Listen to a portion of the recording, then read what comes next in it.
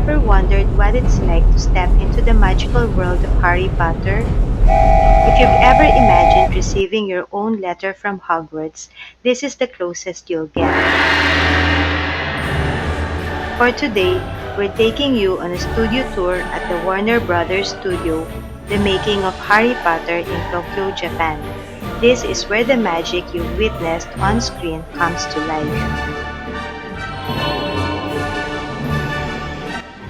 In this tour, we'll witness the moving staircase of the Hogwarts castle, step on the Hogwarts bridge, walk through the iconic Diagon alley, and venture into the Forbidden Forest. You can even create your own magical moving portrait that appears on the studio walls, just like in Hogwarts. One of the highlights of this studio tour is the Quidditch experience, where we become part of the cheering crowd. We'll also step on the Hogwarts Express, where every corner is packed with movie magic, and then visit the house in Privet Drive, where Harry Potter grew up. If you've ever imagined what it's like to walk through Hogwarts, this tour is for you. Join us as we experience the magic behind the making of Harry Potter in Tokyo.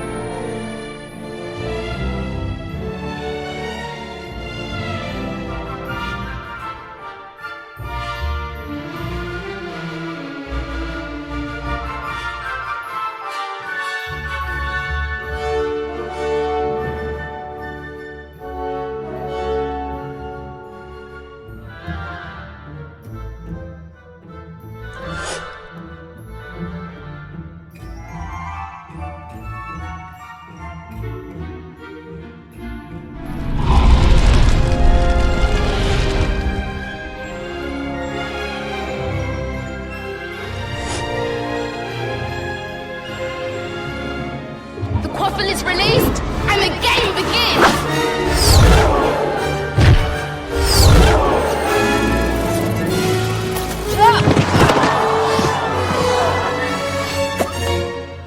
He's got the snitch! Harry Potter receives 150 points for catching the snitch! Gryffindor wins!